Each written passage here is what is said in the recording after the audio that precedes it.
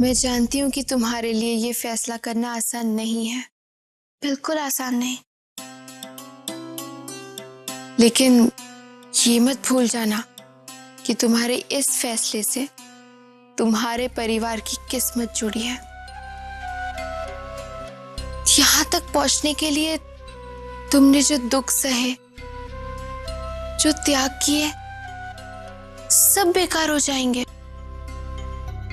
और उस बच्ची का क्या? उसके भविष्य का क्या? क्या तुम सारी जिंदगी उसे खुशी के जुल्म सहते देख पाओगी? तुम जीत के बहुत करीब हो रोली, इसीलिए जोश नहीं, होश। सोच समझकर फैसला करना। कहीं फिर ऐसा ना हो कि तुम्हारी जल्दबाजी की कीमत तुम्हारे परिवार और उस नन्ही सी बच्ची को चुकानी पड़े।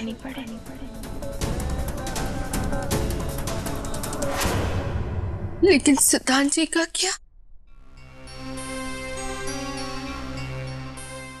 मेरी वजह से वो पहले ही कितने दुख झेल रहे। कहीं डिवोर्स के पेपर्स देखने के बाद मैं उन्हें हमेशा के लिए खो ना दूं। कैसे ले जाऊं उनके सामने ये डिवोर्स पेपर्स?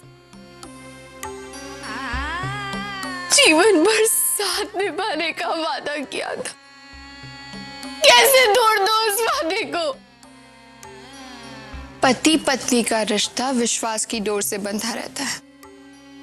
जब तक तुम्हें अपने सिद्धांत जी पर भरोसा है, ये डोर कभी नहीं टूटेगी।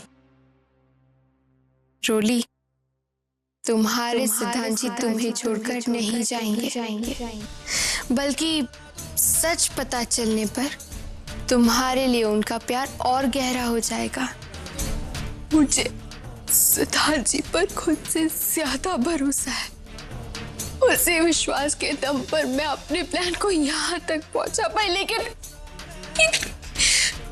डिवोर्स पेपर्स उनके सामने ले जाने जितनी हिम्मत नहीं है मुझ में।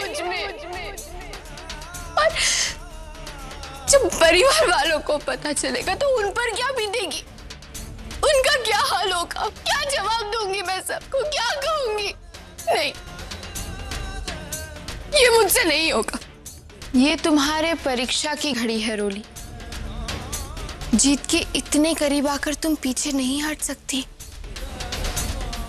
इस समय तुम्हारे एक फैसले पर तुम्हारी और तुम्हारे परिवार की हार जीत टिकी है। इसलिए जो फैसला करना सोच समझ कर करना।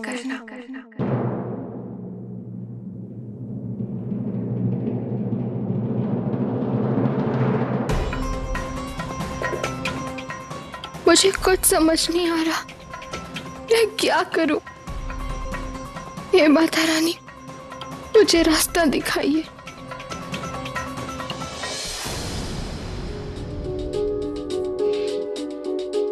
चलो भाई, जल्दी जल्दी हाथ चलाओ।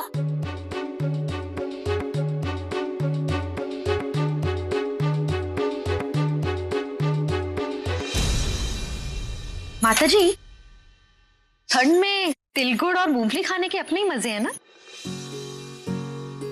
याद है कैसे हर साल हम सब मिलकर संक्रांत की तैयारियां क्या करते थे?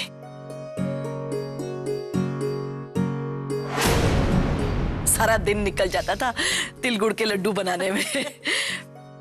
फिर सबका साथ में मिलकर छत पर पतंग उड़ाना, खिचड़ी बनाना, दान करना, कितनी धूमधाम हुआ करती थी, कितनी रौनक।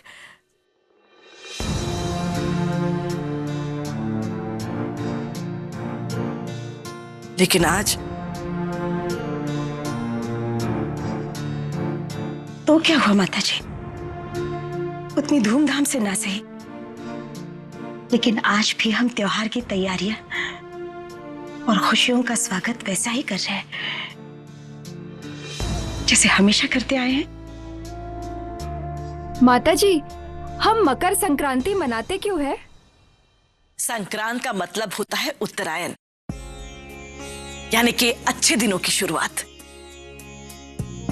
कहने का मतलब ये है कि ये त्योहार सिर्फ एक दिन का नहीं, बल्कि इसे बदलाव का दौर कहा जाता है। अशुभ से शुभ समय की ओर, अंधेरे से उजाले की ओर। संक्रांत के दिन सूर्य देवता की पूजा होती है।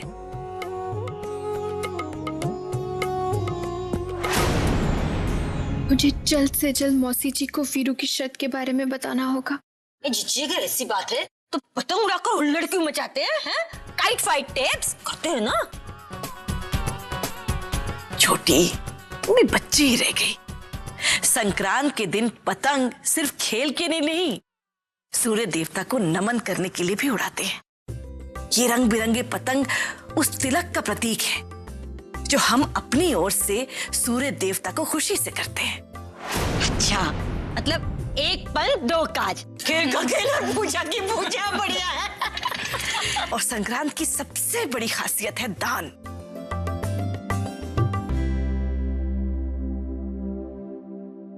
कहते हैं इस दिन दान करने से बहुत पुण्य मिलता है।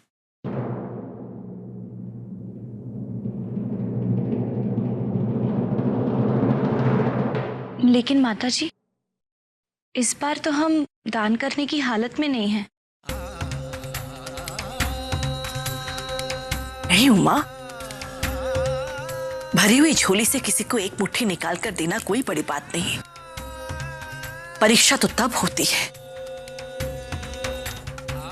जब तंगी में होते हुए भी हम पूरे मन से, पूरी श्रद्धा भाव से दान करते हैं,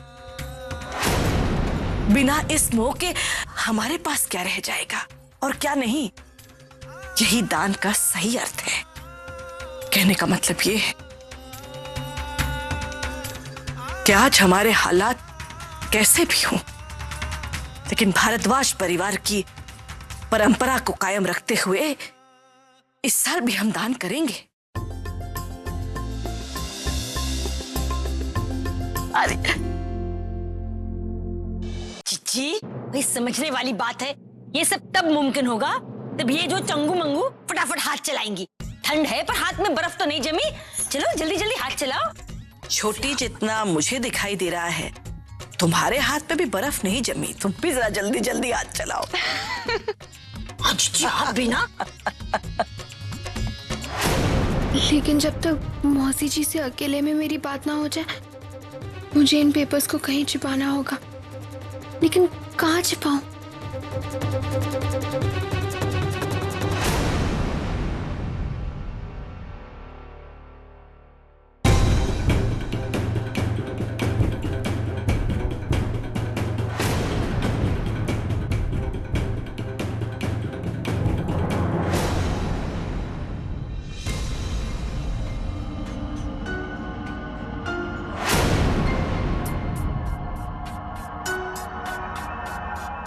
रूली ने वहां कुछ तो छिपाया है।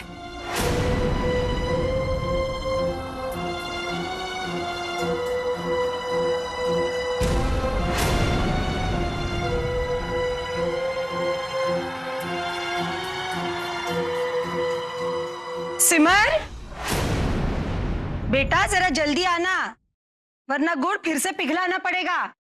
आई माँ जी।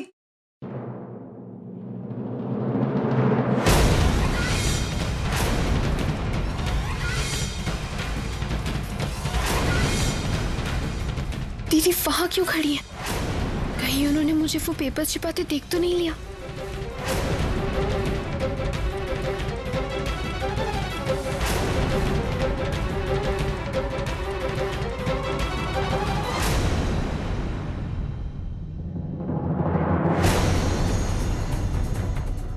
शाबाश बेटा, दे दो। गर्म होगा ना बेटा?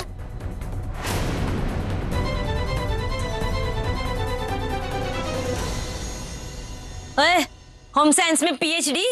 भाई लड्डू बनाने हैं, चिक्की नहीं हैं? ऐसे गोल गोल अपने मुंह की तरह बना। फ्लैप।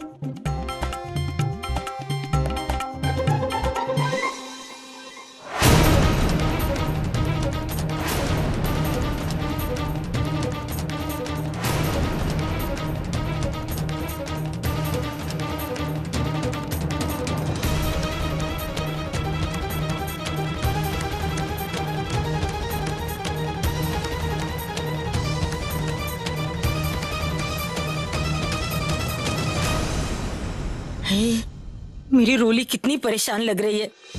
समझने वाली बात है, परेशान तो होगी। घर के सभी कितना बुरा व्यवहार कर रहे हैं बेचारी के साथ। ना, रुक जा मनोरंजन, ये समझने वाली बात है। इस वक्त रोली के पास जाने का मतलब होगा खतरा मोल लेना। घर के सब लोग भी तो आसपास हैं, हैं? प्लीज मेरी तरफ देखिए मौसी जी, प्लीज एक बार।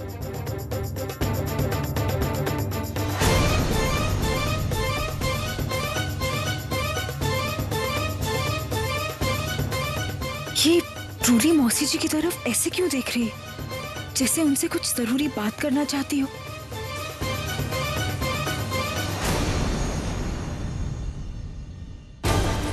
मौसी जी जरूर सबके डर से मेरी ओर नहीं देख रहे।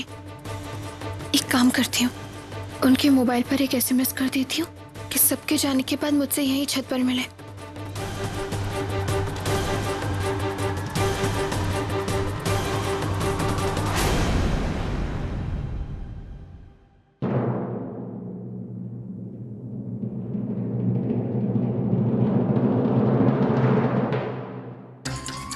समझ सकती हूँ बेटा, तुम्हें कितना बुरा लग रहा है। रोली को इस तरह अकेला खड़ा देखकर मुझे भी बहुत दुख होता है बेटा।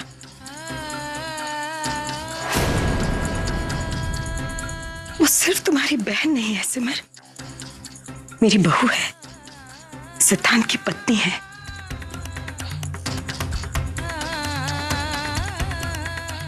लेकिन बेटा, शायद यही तरीका है उसकी आंखें खोलने का। जब परिवार में कोई उससे बात नहीं करेगा, उसे अपनों का प्यार नहीं मिलेगा, तब शायद उसे एहसास होगा इस परिवार की अहमियत का और उसकी गलती का। सिमर, रोली ने हमारे प्यार और शराफत का बहुत नाजायज फायदा उठाया है, तो उसकी सजा तो उसे भुगतनी ही पड़ेगी।